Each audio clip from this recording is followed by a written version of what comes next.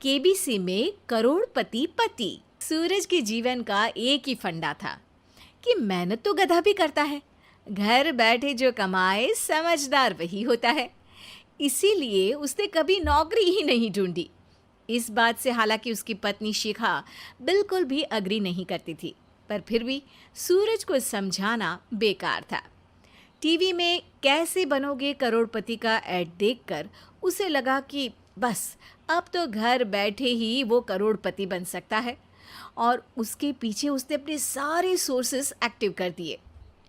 2 हफ्ते में उसके कलीग के साले के पड़ोसी के बेटे का सोर्स निकलता है जो कि उसे शो में पहुंचा सकता है, और सूरज उससे मिलने चला जाता है। अच्छा, तो हमें मुकेश जी बता रहे थे कि आप हमें शो में पहुंचा सकते हैं।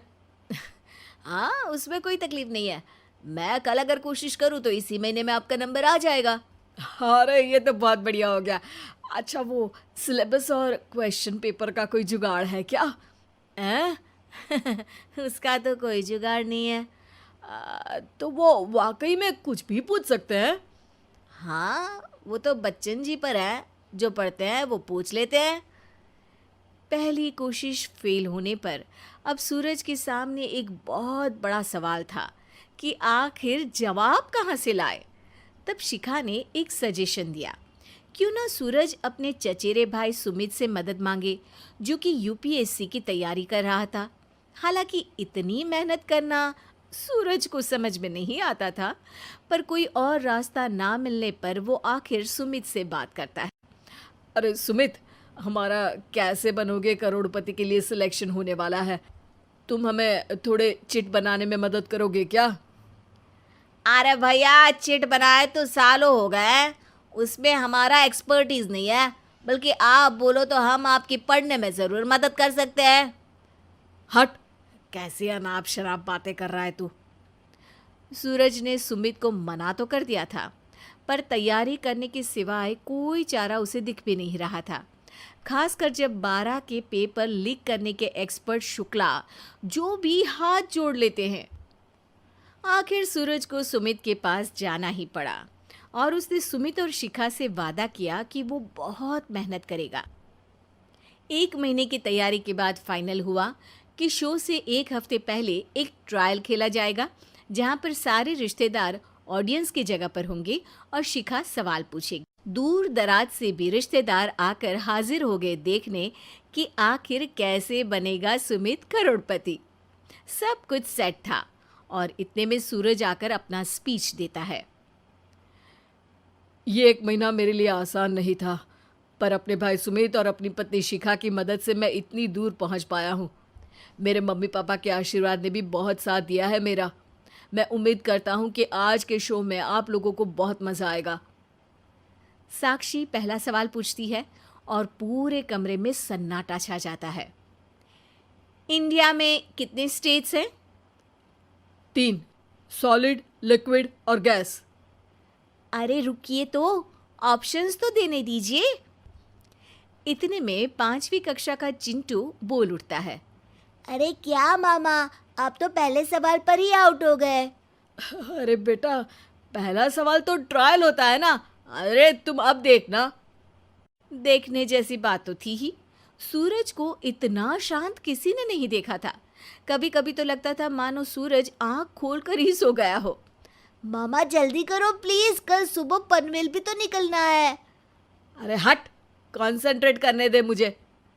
3 सवाल में 3 लाइफलाइन खत्म हो चुकी थी, और अब चौथे सवाल पर भी सूरज का मौन नहीं टूटा। पर सूरज अभी भी हार मानने को तैयार नहीं था। उधर हर कोई सूरज को छोड़ सुमित को देख रहे थे। आखिर सुमित ने ही तो पढ़ाया था सूरज को। गजब बेइज्जती है यार। अरे बेटा, तो बाप का, दादा का, भाई का, सबका नाम बुड़वाएगा। अरे 3 लाइफलाइन ले ली तो भी तेरा कुछ नहीं होना है। अरे कोई इतनी बात करता है क्या शो पर? अरे बेटा, शो पर तेरे जैसे भी तो नहीं आते ना। सूरज की ये जंग आखिर 1 घंटे बाद 5वें सवाल पर खत्म हो गई, जब उसने इंडिया के नेशनल बर्ड का नाम कहा, कौवा। अरे बेटा, मज़ा तो बहुत आया, बस थोड़ा टाइम पर ख़त्म होता तो आनंद भी आ जाता। ताने बारिश के बूंदों की तरह बरस रहे थे और सूरज को भी समझ आ रहा था कि ये करोड़पति बनना शायद उसके बस के बाहर की बात है। पर वो आखिर ये बात मान कैसे लेता? वो सख्त लौंडा जो ठहरा, उसने सोचा कि बेइज्जती तो हो ही चुकी है, पर अगर मैं हार नहीं मानूं तो शायद कुछ हो सकता है। शिखा, तुम देखना, असली शो में आग लगा दूंगा, आग। करोड़पति बनूंगा मैं। हाँ, सब्जियां खत्म हो गई है घर पे, ले आओ। पहले पति बन जाओ, फिर करोड़पति बनना। अरे गजब बेइज्जती है यार।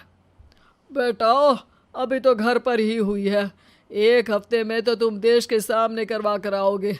वैसे जब टीवी पर जाओ ना, तो बस अपने मम्मी का ही नाम लेना, ठीक है? कोई पूछे तो बोलना कि पापा नहीं है मेरे। अरे पढ़ाई की, पेपर निकलवाए, इतने सारे लोगों को खाना खिलवाया, क्या फ़र्क पड़ा? इसीलिए मैं कहता हूँ कि मेहनत तो गधा भी करता है, घर बैठे जो कमाए वही सिकंदर। लेकिन मामा, गधे भी जानते हैं कि हमारा राष्ट्रीय पक्षी मोर है।